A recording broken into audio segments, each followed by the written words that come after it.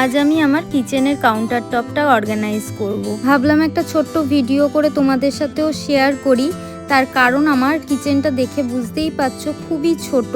আর যাদের যাদের আমার মতন এরকম কিচেন খুব ছোট, তাদের কীরকমভাবে কিচেন সাজালে সুবিধে হতে পারে সেটাই আজকে তোমাদের সাথে শেয়ার করব। তবে আমি তো আমার মতন সাজাচ্ছি, তোমাদের যদি কোনো সাজেশনস থাকে সেটাও কিন্তু আমাকে কমেন্ট করে জানাতে ভুলো না। তো প্রথমেই যেটা করছি, একটা কিচেন ক্লিনার দিয়ে খুব ভালো করে স্ল্যাবগুলো পরিষ্কার করে নিলাম। আমি এখানে মিস্টার মাসেলের কিচেন ক্লিনারটা ইউজ করেছি, আমার কাছে বেশ ভালো লাগে।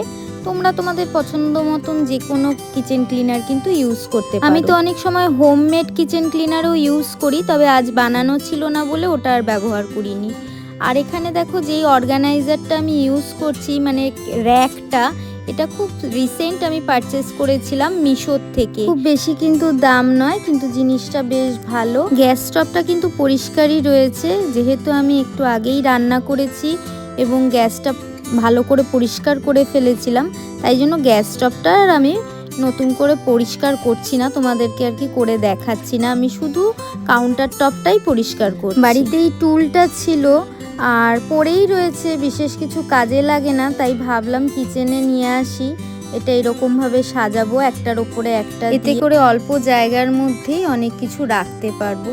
তো তোমাদের সাথে যে শেয়ার করেছিলাম সুগার আর টি যে কন্টেনার দুটো কিনেছিলাম, এখানে রাখলাম। আর ওপরে রাখলাম হলুদ আর নুনের কন্টেনার দুটো। আর নিচে একদম নিচে রেখেছি এখন আপাতত জ্যাগরি পাউডারের কন্টেনার, আর রাখলাম একটা স্পুন হোল্ডার। আজ আসছি বন্ধুরা, সবাই খুব ভালো থেকো। তাড়াতাড়ি দেখা হচ্ছে আরেকটা ভিডিওতে।